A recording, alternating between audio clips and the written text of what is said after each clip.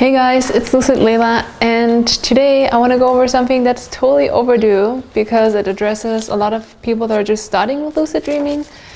And I want to give you a really brief overview about the most popular lucid dreaming techniques, so you can research them more, look them up on Google, maybe find some videos of other awesome YouTubers.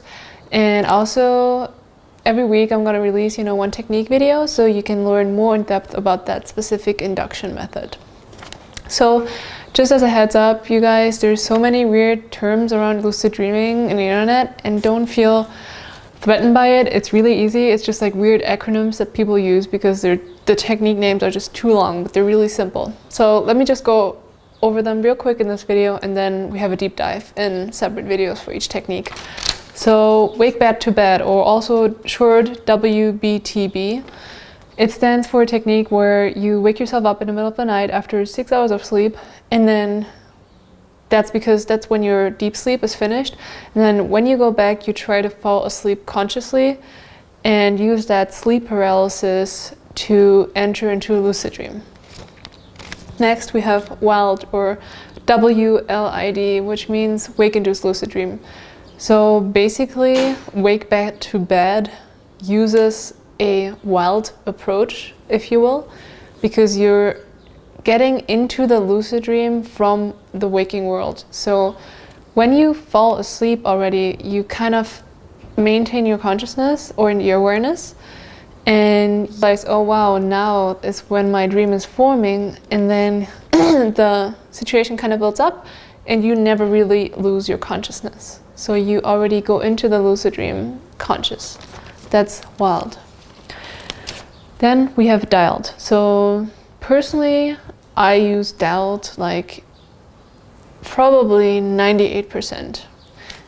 And that's even maybe too small. So I use DILD dream-induced lucid dreaming a lot. Whereas WILD or wake back to bed are just like too complicated for me, too consuming, and it rarely ever works out. And also I don't quite have the motivation for it because DILD works pretty well for me. But everybody's different, and if you explore the community, there's people that use WILD more, there's people that use DILD more. So whatever works best for you, there's really no best method. You have to decide what works best for you. But anyways, so DILD is dream-induced lucid dreaming, and that means you fall back asleep, you just fall asleep, you have a normal dream. And then using your critical awareness, which I also have a video on, it's a very, very early video that you can check out on my channel. Using your critical awareness and your mindfulness that you hopefully applied also throughout the day, you notice the odd things in the dream, like, wow, there's dinosaurs running around. This is maybe a little bit weird. And or if you're having nightmares, I usually have nightmares where I'm like, this is so bad, this must be a dream right now. Like when you're trapped in an elevator and it's falling down, it's like, this must be a dream, otherwise I'm really screwed. So that's DILD, and that's a great technique.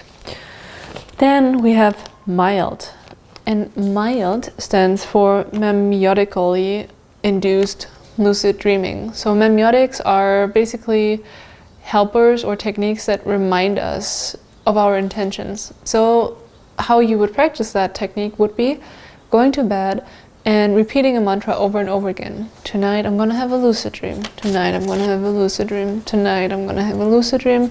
Tonight I'm gonna have a lucid dream. Tonight I'm gonna have a lucid dream. Tonight I'm gonna have a lucid dream. And tonight I'm gonna have a lucid dream. So you do that over and over and over again.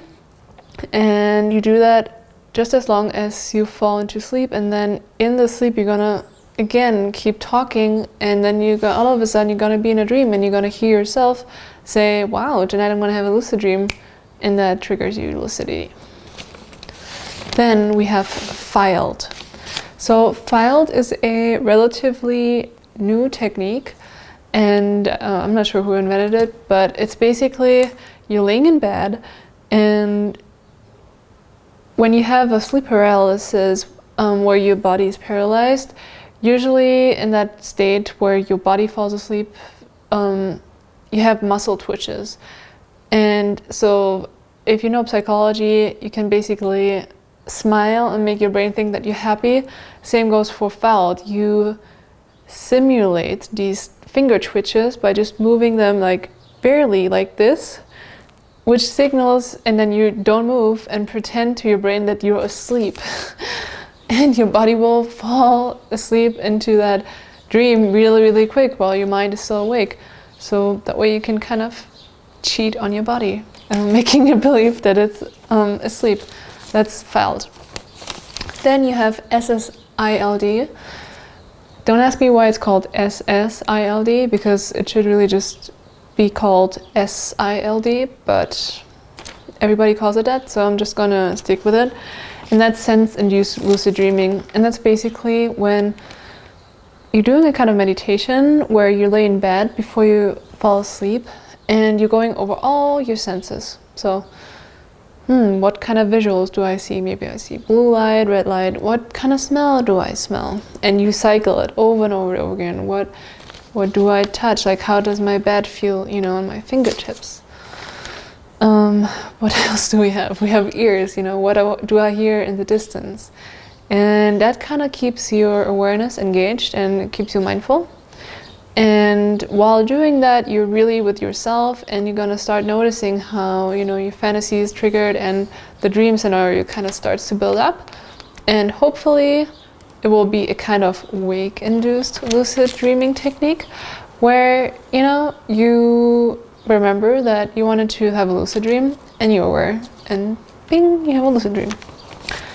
And last but not least, it's not formally a technique because it doesn't have this weird kind of acronym, you know, ILD, induced lucid dreaming, but it's a technique that really works, and that's reality checks. And just for you guys who maybe don't know, for whatever reason, reality checks are basically just checkups throughout the day where you really try to put yourself in a mindful state and ask yourself, how did I come here? What did I do for the last 3 hours? Does that make sense? Where am I going next? Is there any logic flaw in what I'm doing? And where was I yesterday? And if you're asking yourself, how did I come, you know, to the grocery store, and you try to go back the last 3 hours, and before that you were in Cambodia riding an elephant, chances are you're in a dream. So if you ask yourself that throughout the day, you're gonna establish a routine, and that routine is eventually going to also shift over to your dream life. And that's how you're gonna have more lucid dreams. And I personally love this technique because not only does it give you a more mindful lifestyle, it actually works really well with inducing lucid dreams.